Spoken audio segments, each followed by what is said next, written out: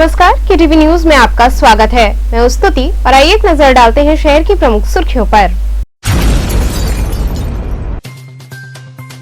बैंकों के निजीकरण के विरोध में आयोजित हड़ताल का वाराणसी में भी दिखा असर। बैंकों पर तालाबंदी कर कर्मियों ने जमकर निजीकरण का किया विरोध।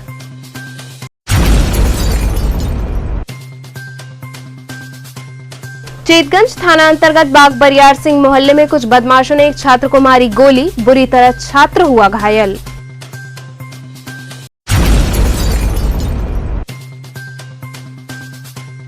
सिगरा स्थित अरिहंत कॉम्प्लेक्स में शॉर्ट सर्किट के चलते लगी आग।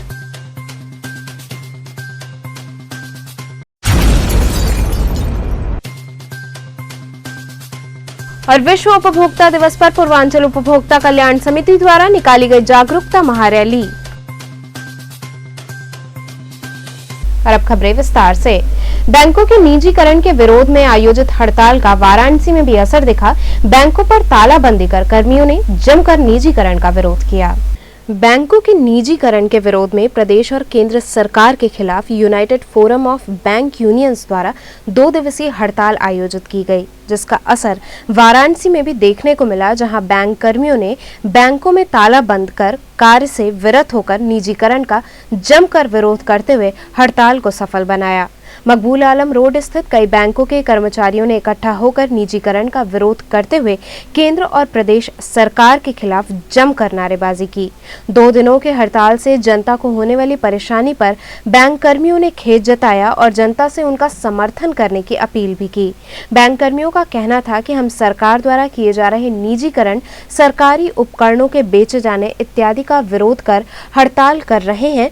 उनका कहना था कि निजीकरण का सीधा असर जनता को ही होगा, इसकी मार जनता को ही झेलनी पड़ेगी। लड़ेंगे, जीतेंगे, जीतेंगे, लड़ेंगे, लड़ेंगे, जीतेंगे, जीतेंगे। जिंदाबाद, जिंदाबाद, जिंदाबाद, जिंदाबाद। जी, कैसा हड़ताल है, क्या मांगे आप लोग? ये बैंकों के निजीकरण के विरुद्ध ये हड़ताल है, हम लोग इसके विरोध में हैं। कैसा निजीकरण हो रहा है और जो देखा जा रहा है कि सरकार में बिजली, रेलवे सब कुछ निजीकरण कर रही है, इस पे क्या कहना चाहेंगे? देखिए, निजीकरण का मुख्य उद्देश्य होता है कि वो अपने व्यक्तिगत लाभ के लिए काम करते हैं, ना कि सार्वजनिक हित के लिए। और जो भी सार्वजनिक उपक्रम है वो सार्वजनिक हित पे ध्यान देते हैं। तो जब आप कोई व्यक्तिगत हित के लिए काम करेगा तो उससे समूह का कभी भी लाभ नहीं हो सकता, हित नहीं हो सकता। तो इसके लिए हम इसके विरोध में हैं कि जो हम लोग आज जो भी जितने भी गवर्नमेंट के स्कीम्स हैं, जैसे कि आपकी सोशल सिक्योरिटी स्कीम्स में आप ले लीजिए, PMJJBY है, SBY मतलब सुरक्षा बीमा योजना है, और भी अन्य योजना है जिसको कि हम लोग क्रियान्वित करते हैं, ठीक है, वो आपको निजी बैंक नहीं करती। तो कहीं ना कहीं हित तो जनता का मारा जाएगा इस निजीकरण से। कितने दिन का ये धरना रहेगा? ये आज और कल का है, और जरूरत पड़ने पे आगे तो जारी ही रहेगा। कैसी हड़ताल है, क्या मांगे? ये हड़ताल सरकार जो बैंकों का निजीकरण कर रही है, सार्वजनिक उपक्रमों को बेच रही है, उसी का विरोध करने के लिए आज और कल की 2 दिन की हड़ताल की गई है। कैसा निजीकरण है और कितना आक्रोश आप लोगों के अंदर है? निजीकरण ऐसा है कि जैसे 69 तक सारे बैंक प्राइवेट थे, उनका सरकारीकरण किया गया, राष्ट्रीयकरण जिसको इंदिरा जी ने किया था 19 जुलाई 1969 को। वो आम जनता की सेवाओं को ध्यान में रख के, लोगों को कर्जदारों और साहूकारों के चंगुल से निकालने के नियत को ध्यान में रखते हुए किया गया था। आज पुनः उसका प्राइवेटाइजेशन किया जा रहा है, जिसका सीधा असर आम जनता पे पड़ेगा, और आम जनता ही को ज़्यादा इसकी खामियाजा भुगतना पड़ेगा। इसलिए इसका विरोध किया जा रहा है कि निजीकरण को रोका जाए। चेतगंज थाना अंतर्गत बाग बरियार सिंह मोहल्ले में कुछ बदमाशों ने एक छात्र को गोली मार दी, जिससे वो बुरी तरह घायल हो गया। चेतगंज थाना क्षेत्र के बाग बरियार सिंह मोहल्ले में रविवार की रात्रि बदमाशों ने गोली मारकर 26 वर्षीय छात्र रोहित यादव उर्फ छोटू को घायल कर दिया। गोली छात्र के दाहिने जांघ में लगी है। उन्हें मलदैया क्षेत्र स्थित एक निजी अस्पताल में भर्ती कराया गया है, जहां उनकी हालत गंभीर बनी हुई है। गोली मारने के बाद बदमाश बाइक से गली से होते हुए भाग निकले। पुलिस आसपास के मकान व दुकानों के CCTV कैमरे की फुटेज खंगाल रही है। बागबरियार सिंह क्षेत्र निवासी सुधाकर यादव के पुत्र रोहित महात्मा गांधी काशी विद्यापीठ में एमए समाजशास्त्र अंतिम वर्ष के छात्र हैं। छात्र के मुताबिक घटना से पहले वे अपने मित्र विष्णु केसरी के साथ मोपेड से कहीं जाने के लिए निकले थे। इसी बीच गली के मोड़ पर घूरकर देखने को लेकर उनका एक युवक से विवाद हो गया। कहासुनी चल ही रही थी कि तभी हमलावर ने पिस्टल निकालकर रोहित को गोली मार दी। गोली लगते ही वह लहूलुहान होकर गिर पड़े। घायल रोहित ने मोबाइल फोन से घटना की सूचना क्षेत्र के पार्षद अवनीश यादव को दी। पार्षद ने घायल रोहित को निजी अस्पताल पहुंचाया। गोली जांघ में फंसी है। डॉक्टर के मुताबिक एक्सरे के बाद ऑपरेशन से गोली निकाली जाएगी। एसपी सिटी विकास चंद्र त्रिपाठी ने बताया कि रंजिश में गोली मारी गई है। रंजिश का पता किया जा रहा है। ये देखिए, अभी जानकारी प्राप्त हुई है कि थाना चेतगंज क्षेत्र के बागबरियार एरिया है, वहाँ के रहने वाले रोहित यादव नाम के व्यक्ति को गोली लगी और यहाँ सिंह हॉस्पिटल में एडमिट हुए हैं। हम लोग यहाँ तत्काल आए हैं, इनसे बातचीत की जा रही है और जहाँ की घटना या जहाँ चोट लगना बता रहे हैं वहाँ के लोगों से भी बातचीत की जा रही है। वहाँ के सीसीटीवी कैमरे देखे जा रहे हैं और जो भी इससे निकल करके आएगा उसके आधार पर लीगल कार्रवाई की जाएगी। क्या वजह? अब अभी इनसे प्रारंभिक तौर पर पूछताछ की गई है, कोई वजह ये नहीं बता रहे हैं और बाकी और भी जो लोग वहाँ पे थे इनसे संबंधित है उनसे बातचीत की जा रही है और जो तथ्य निकल के आएंगे उसके आधार पर कार्रवाई की जाएगी। छात्र नेता बताया जा रहा है ये। अब अभी इनसे बातचीत की जा रही है, हमारी टीम बातचीत कर रही है, जो भी चीज़ें निकल के आएंगे उस पर कार्रवाई की जाएगी। कैसे बोल रहा है, कौन ये है? कैसे का नहीं पता, वो जो लड़का है हमारे वार्ड का हमारे साथ ही रहता है और काशी विद्यापीठ का छात्र नेता भी है। रोहित यादव नाम है, एमए सेकेंड ईयर का छात्र है और 9:30 बजे करीब हमसे बात हुआ। रोहित यार चाय पिए के मैंने चाय ला दी तो कहा भैया खाना खा के बस आवत थी और उसके बाद अचानक हमको 9:59 पर कॉल आया, भैया जल्दी आओ, हमके सब गोली मार लें। मैं भाग के वहाँ तक पहुँचा, ये सड़क पर गिरा था, 50-60 लोग की वहाँ भीड़ थी। उठाया तुरंत पल्सर पे लेकर टोटो पे यहाँ पे लेके आया। अभी तक उससे बात हुआ, यही बता पा भैया हम जानत नहीं किया, लेकिन हमको चेहरे से पहचान जाएगी। क्या बताए हैं कौन लोग थे? वो बता नहीं पा रहा भैया। वहाँ जहाँ पे लगी गोली वहाँ तमाम कैमरा लगे हुए हैं हमारे वार्ड में। अब चौकी इंचार्ज साहब से बात हुआ है, कैमरे की जाँच हो रही है और हम लोग पता लगा उसके बारे में, जैसा भी होगा बताएं। ये क्या करते हैं? ये छात्र हैं एमए के, इनके पिताजी का दूध का व्यवसाय है, गैया भैंस का पालन का काम करते हैं और बहुत गरीब परिवार से हैं, लेकिन लड़का है, पढ़ाई करता है, विद्यापीठ में छात्र नेता है। सिगरा स्थित अरिहंत कॉम्प्लेक्स में शॉर्ट सर्किट के चलते आग लग गई। सिगरा क्षेत्र में उस समय अफरा तफरी मच गई जब अरिहंत कॉम्प्लेक्स के बेसमेंट में बने स्टोर रूम में अचानक आग लग गई। आपको बता दें कि इस कॉम्प्लेक्स में निजी बैंक व लाइफ इंश्योरेंस के दफ्तर हैं। आग लगने की सूचना पर कर्मचारियों में भी अफरा तफरी का माहौल हो गया। देखते ही देखते बिल्डिंग से भयंकर धुआं उठने लगा। इसकी सूचना पुलिस को दी गई, जिस पर मौके पर दमकल की गाड़ियां पहुंची। हालांकि कॉम्प्लेक्स में लगे अग्निशमन यंत्र से ही आग पर काफी हद तक काबू पा लिया गया था। आग लगने का कारण शॉर्ट सर्किट बताया जा रहा है। पहले उनके कंट्रोल से सिटी कंट्रोल से की जो कमांड सेंटर है उसके अंदर आग लगी हुई है। जब यहाँ पे आया तो पता चला रास्ते में गाड़ियाँ जब रवाना की गई टेलीफोन स्टेशन पता चला अरिहंत कॉम्प्लेक्स में आग लगी हुई है। यहाँ पर अरिहंत कॉम्प्लेक्स में एक स्टोर है, उसमें एक शॉर्ट सर्किट के कारण छोटी आग थी, जिसको यहाँ के सिस्टम से पहले इनके प्रबंधन के लोगों ने बुझाया, लगभग कंट्रोल कर लिया था। हमारी टीम पहुंची, पुलिंग कर रही है। छोटी आग थी पर क्योंकि स्टोर में लगा था और सामान था, इससे धुआं काफ़ी दिख रहा था। यहाँ का जो सिस्टम था वो कार्य कर रहा था, उससे ही इन लोगों ने पहले कार्रवाई की और अच्छी तरह से काबू किया। विश्व उपभोक्ता दिवस पर पूर्वांचल उपभोक्ता कल्याण समिति द्वारा जागरूकता महारैली निकाली गई। पूर्वांचल उपभोक्ता कल्याण समिति द्वारा विश्व उपभोक्ता दिवस पर जागरूकता महारैली मैदान स्थित पेट्रोल पंप से निकाली गई। इस दौरान रैली में शामिल सदस्यों ने जनता को महंगाई, भ्रष्टाचार, मिलावट, घटतौली इत्यादि के प्रति जागरूक किया। इस दौरान सदस्यों ने कहा कि कुछ व्यापारी उपभोक्ताओं के स्वास्थ्य से खिलवाड़ कर मिलावटी उत्पाद, घटतौली इत्यादि का उपभोक्ताओं को शिकार बनाते हैं। ऐसे व्यापारियों के खिलाफ कड़ी कार्रवाई होनी चाहिए। रैली विभिन्न मार्गों से होते हुए लोहराबीर स्थित आजाद पार्क पहुंची, जहां सभा आयोजित की गई। इस दौरान समिति के अध्यक्ष उदय कुमार श्रीवास्तव, तिलकराज कपूर, शोभा रानी, उषा सिंह चौहान इत्यादि लोग मौजूद रहे। क्या है आज किस तरह का ये निकाले? आज 20वां वर्ष में अंतर्राष्ट्रीय उपभोक्ता दिवस मनाया जा रहा है।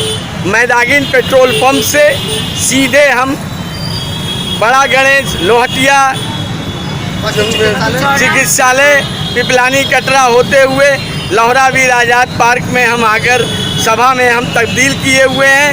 हमारे साथ कंधे से कंधा मिला के चलने वाले हमारे जो है संगठन के तमाम पदाधिकारी हमारी महिलाएं जो है और सभासद क्या संदेश दे रहे हैं? हम यहाँ पर एक संदेश जबरदस्त देने आए हैं कि घटतौली और भ्रष्टाचार और मिलावटखोरी बंद कर लें, नहीं बन और नकली दवा जो जिससे कि इधर भी काफ़ी लोगों का जो है स्थिति बहुत ख़राब हो गया, मरने की अवस्था में हो गए हैं। मैं ऐसे परिवेश में प्रशासन शासन केंद्र से उत्तर प्रदेश के माननीय मुख्यमंत्री से ये मेरा मांग है कि अगर भ्रष्टाचार पर रोक नहीं लगेगा, महंगाई चरम सीमा पर है, आसमान छू रहा है महंगाई, दाल तेल घी petrol diesel gas cylinder and तमाम चीज़ें क्या कर रही है सरकार।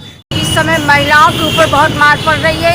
एक पेट्रोल का दाम बढ़ाने से, एक डीजल का दाम बढ़ाने से पूरे उस पर मतलब खाद्य सामग्री पे असर पड़ गया है, चाहे दवाइयों पे असर पड़ गया है, सारे दाम बढ़ गए हैं, चाहे तेल का हो चाहे अनाज का हो। रसोई पर भी असर पड़ा है? रसोई में तो कितने लोग घर पे खाना बनना मुश्किल हो जा रहा है। बताइए 900 के ऊपर चला जा रहा है गैस का दाम, और सब्सिडी पहले दे रहे थे लेकिन अब सब्सिडी बंद हो गया। तो क्या चाहती हैं? 52 रुपये सब्सिडी आ रहा है और दाम बढ़ा दिया उन्होंने। तो हम लोग ये चाहते हैं कि घर कैसे चलेगा। घर चलाना महिलाओं का काम है, पुरुषों का काम नहीं है।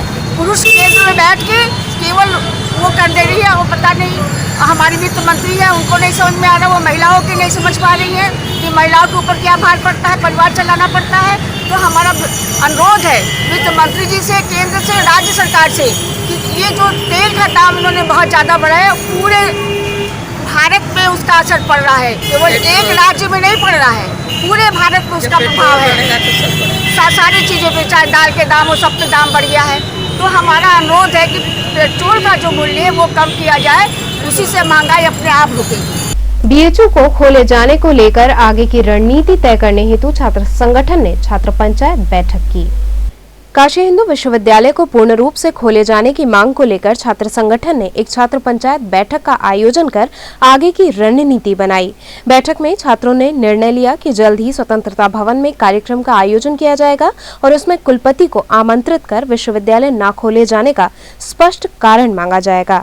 छात्र आशुतोष ने बताया कि पिछले माह विश्वविद्यालय खोले जाने की मांग को लेकर छात्र आंदोलन पर थे, पर विश्वविद्यालय और जिला प्रशासन द्वारा उसे बंद करा दिया गया। इसलिए हम छात्रों ने अब आगे की रणनीति बनाने के लिए और विश्वविद्यालय को पूर्ण रूप से खुलवाने की मांग को लेकर एक बैठक की है। जैसा सबको पता होगा कि हम लोगों ने 22 से 27 मार्च तक फरवरी तक जो कार्यक्रम किया था, गेट बंद करके हम लोगों ने बीएचयू को खुलवाने के लिए एक आंदोलन किया था, जिसमें विश्वविद्यालय का एक अश्लील चेहरा सामने आया। विश्वविद्यालय ने अपने जुरिस्डिक्शन से बाहर रख के जिला प्रशासन को अनुमति दी कि हम लोग की गिरफ्तारी हो, और गिरफ्तारी हुई। उसके बाद आंदोलन की जो है कि गति। सपा द्वारा कैंट विधानसभा में वार्ड समीक्षा वार्ड गठन कार्यक्रम आयोजित किया गया। महानगर समाजवादी पार्टी द्वारा 390 कैंट विधानसभा में वार्ड समीक्षा वार्ड गठन कार्यक्रम का आयोजन किया गया। इस दौरान कार्यकर्ताओं ने बताया कि बूथ मजबूत करने हेतु और एक एक बूथ जीतने हेतु पार्टी द्वारा प्रत्येक वार्ड में एक कार्यक्रम चलाया जा रहा है, जिसमें लोगों से संपर्क कर उनकी समस्याओं को अधिकारियों तक पहुंचाने का कार्य किया जा रहा है, ताकि जमीनी स्तर पर कार्य हो सके। उनका कहना था कि 2022 के चुनाव में सपा का झंडा ही लहराएगा और भाजपा को पता चल जाएगा कि जनता किसके साथ है। लगातार महानगर समाजवादी पार्टी के तत्वाधान में लगातार हर क्षेत्रों में, हर वार्डों में वार्ड गठन और वार्ड समीक्षा का कार्यक्रम लगातार निरंतर चल रहा है। वार्ड गठन और वार्ड समीक्षा से हम लोग बूथ मजबूत करने के लिए, एक एक बूथ जीतने के लिए समाजवादी पार्टी का एक एक कार्यकर्ता एकदम मनोयोग के साथ, परिश्रम के साथ हम लोग काम कर रहे हैं। आने वाले 2022 के चुनाव में जैसे हम लोगों ने 2 एमएलसी जीता, संगठन के बल पे, कार्यकर्ताओं के बल पे, आप देखिएगा 2022 के चुनाव में भारतीय जनता पार्टी का पूरे बनारस महानगर से पूरा साफ हो जाएगा और पूरे महानगर में आने वाले तीनों विधानसभा में लाल और हरा झंडा का परचम लहराएगा और भारतीय जनता पार्टी का जमानत जब्त हो जाएगा। इसके लिए हम लोग अभी से लगातार जमीनी स्तर पर कार्यकर्ताओं से संवाद स्थापित कर रहे हैं, वहाँ की जनता से संवाद स्थापित कर रहे हैं जनता की मूलभूत समस्या को हम लोग दृष्टिगत ध्यान में रखते हुए अधिकारियों से वार्ता करके निराकरण का काम कर रहे हैं और बूथ मजबूत करने का काम कर रहे हैं। अगर हम लोग बूथ नहीं जीतेंगे तो हम लोगों का 2022 का मिशन अधूरा रह जाएगा। इसलिए समाजवादी पार्टी के कार्यकर्ता, यहाँ विधानसभा अध्यक्ष और तमाम महिला बहनें हमारी बैठी हैं, महिला सभा की महानगर अध्यक्ष भी बैठी हैं, फ्रंटल संगठन के अध्यक्ष बैठे हैं, पूर्व पार्षद बैठे हैं, तमाम वरिष्ठ नेतागण बैठे हैं। सभी के सहयोग से, सभी के सच्ची निष्ठा लगन के साथ हम लोग जमीनी स्तर पर बूथ कैसे जीते, हम लोग उस दिशा में परिश्रम कर रहे हैं। मैं आगामी चुनाव बसपा से लड़ा था और इस समय मैं अपने वार्ड का समाजवादी पार्टी में गठन करवा रहा हूँ और मैं व्यक्तिगत 4 लोगों को और वार्ड के समस्त लोगों को जोड़ते हुए काम किया और 4 लोगों को वार्ड अध्यक्ष में बनाया। एक वार्ड अध्यक्ष, महासचिव और सचिव। यहाँ रुकेंगे एक छोटे से ब्रेक के लिए, आप बने रहिए KTV के साथ।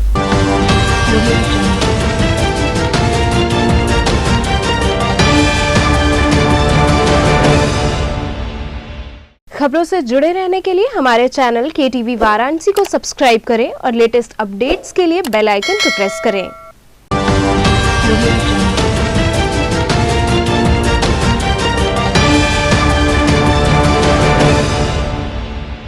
ब्रेक के बाद आपका स्वागत है। संगीतकार पद्मश्री पंडित छन्नूलाल के जीवन पर आधारित पुस्तक संगीत संत का विमोचन हुआ।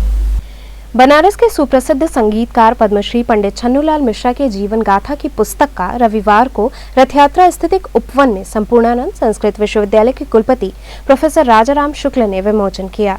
लेखिका डॉक्टर नम्रता मिश्रा ने पिता के पूरे जीवन वृत्तांत को 10 अध्ययनों में पिरोया है। इसमें पद्मश्री पंडित छन्नूलाल मिश्रा के बचपन से लेकर जीवन के तमाम अनसुने किस्सों को संजोया गया है।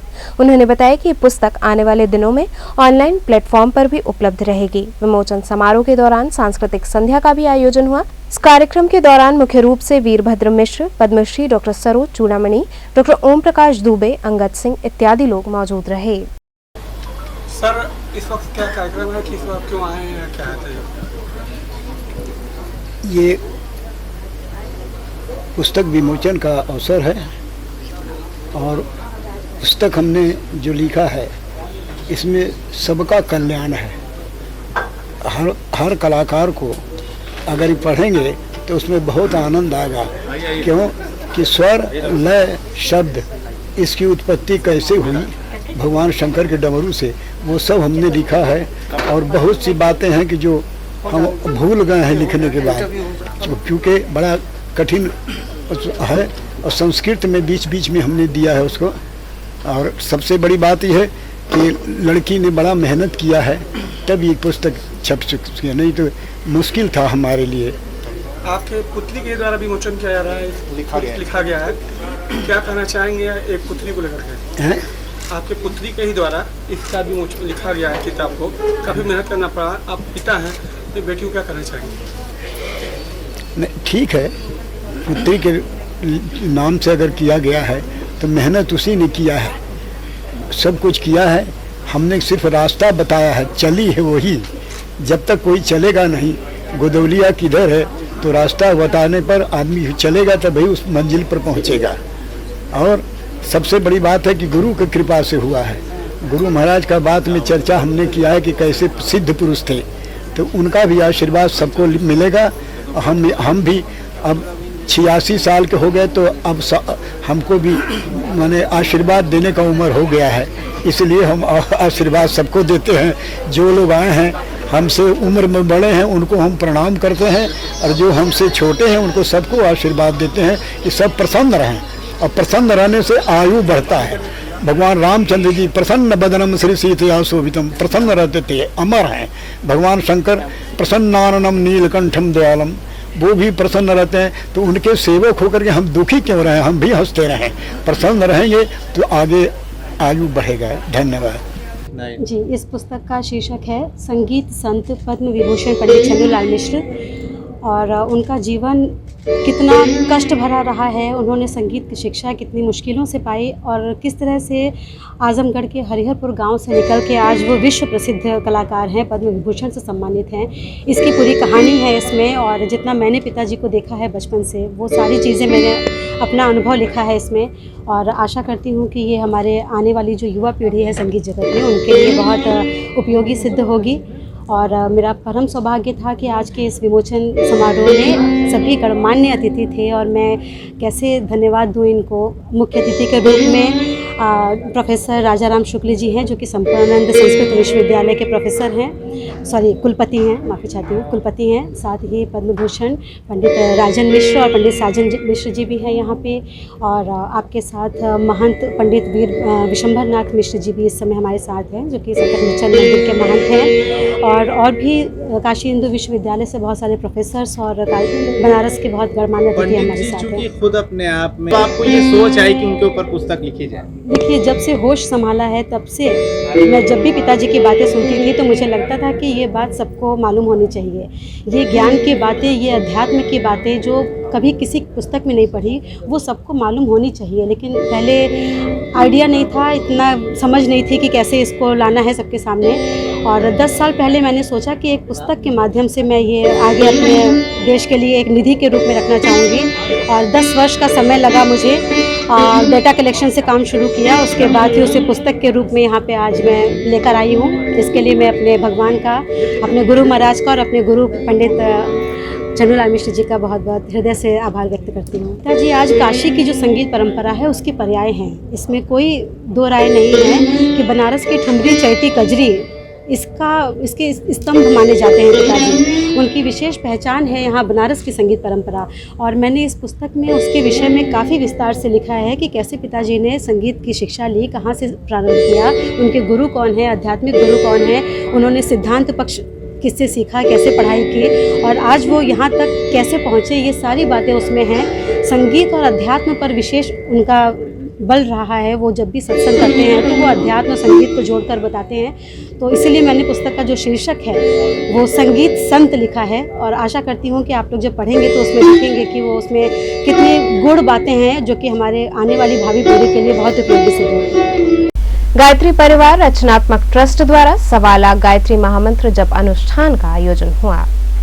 गायत्री तीर्थ शांति कुंज हरिद्वार के तत्वाधान में एवं गायत्री परिवार रचनात्मक ट्रस्ट वाराणसी के संयोजन में बाल संस्कार शाला संचालिका पुष्पा रानी के कोनिया स्थित आवास पर देश में बढ़ रहे कोरोना संक्रमण के समूल नाश हेतु 1.25 लाख गायत्री महामंत्र जप अनुष्ठान कार्यक्रम का आयोजन हुआ, जिसमें 80 गायत्री साधकों ने भाग लिया। आध्यात्मिक संदेश वाहक अनिलेश तिवारी ने गायत्री विधि विधान से षटकर्म एवं 1.25 लाख गायत्री महामंत्र जप अनुष्ठान हेतु संकल्प दिलाया। इसके बाद लगभग 2 घंटे में 1,39,000 गायत्री महामंत्र जप कर गायत्री साधकों ने 1.25 लाख जप अनुष्ठान को पूर्ण किया। अनिलेश तिवारी ने हरिद्वार से आया कुंभ गंगाजलि की स्थापना एवं घर घर यज्ञ श्रृंखला को जन जन तक पहुंचाने का संकल्प दिलाया। इस दौरान परम पूज्य गुरुदेव, माता भगवती देवी एवं माता गायत्री से देश में बढ़ रहे कोरोना संक्रमण के समूल नाश हेतु गायत्री साधकों ने प्रार्थना की। अंत में आरती की गई। कार्यक्रम में मुख्य रूप से गंगाधर उपाध्याय, डॉक्टर भगवान दास, राम कुमार दुबे इत्यादि लोग उपस्थित रहे।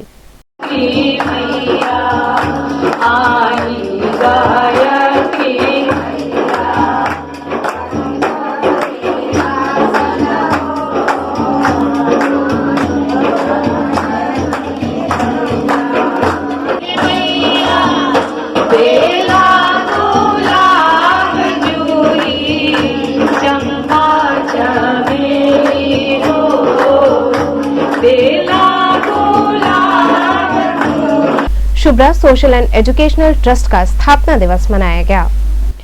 Shubhra social and educational trust द्वारा स्थापना दिवस कार्यक्रम का आयोजन किया गया। आपको बता दें कि ये संस्था गरीब बच्चों को निःशुल्क कोचिंग शिक्षा प्रदान करती है। संस्था के स्थापना दिवस कार्यक्रम में बच्चों द्वारा एक से बढ़कर एक गीत, नृत्य इत्यादि कार्यक्रमों की प्रस्तुति की गई। कार्यक्रम का नेतृत्व राजेश कुमार ने किया। कार्यक्रम का संचालन शुभ्रा तिवारी ने किया। इस मौके पर संस्था के सभी सदस्य मौजूद रहे।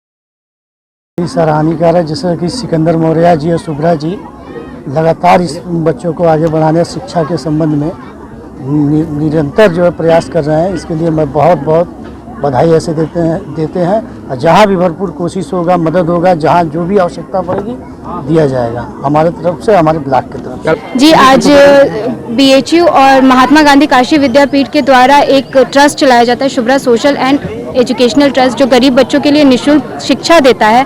आज उसी का द्वितीय वार्षिक महोत्सव है। क्या उद्देश्य है इस तरह के कार्यक्रम? जी, इस संस्था का उद्देश्य है ऐसे बच्चे जो बच्चे मॉडर्न कॉन्वेंट स्कूल में अच्छी शिक्षा प्राप्त नहीं कर पा रहे हैं, क्योंकि उनके जो माता पिता हैं वे गरीब हैं, उनको एक अच्छी शिक्षा देने की एक छोटी सी पहल की है हम लोगों ने। और साथ ही साथ जैसा कि माननीय प्रधानमंत्री जी का मानना है स्वावलंबी योजना, उसके तहत हम लोग हर नारी को सिलाई कढ़ाई बुनाई मेहंदी और ब्यूटिशियन सिखाकर उन्हें आत्मनिर्भर बनाने का काम करें। अभी हमारा दिया हुआ सामान का और शिक्षा का कोई मोल नहीं समझता।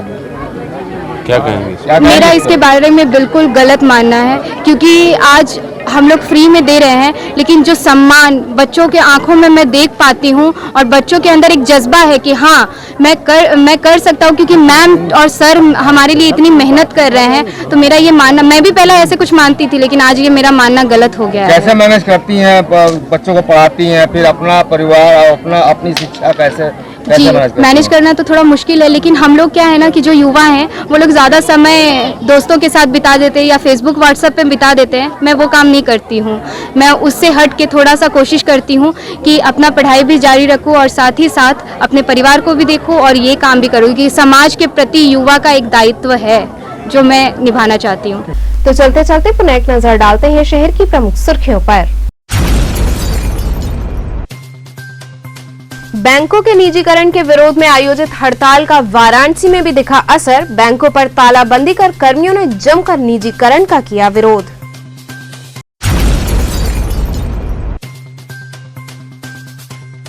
चेतगंज थाना अंतर्गत बाग बरियार सिंह मोहल्ले में कुछ बदमाशों ने एक छात्र को मारी गोली, बुरी तरह छात्र हुआ घायल।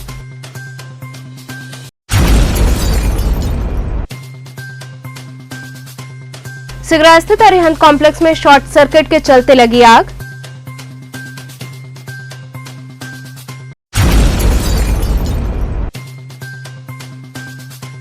और विश्व उपभोक्ता दिवस पर पूर्वांचल उपभोक्ता कल्याण समिति द्वारा निकाली गई जागरूकता महारैली। ये थे आज के समाचार, कल फिर होगी मुलाकात, तब तक के लिए नमस्कार।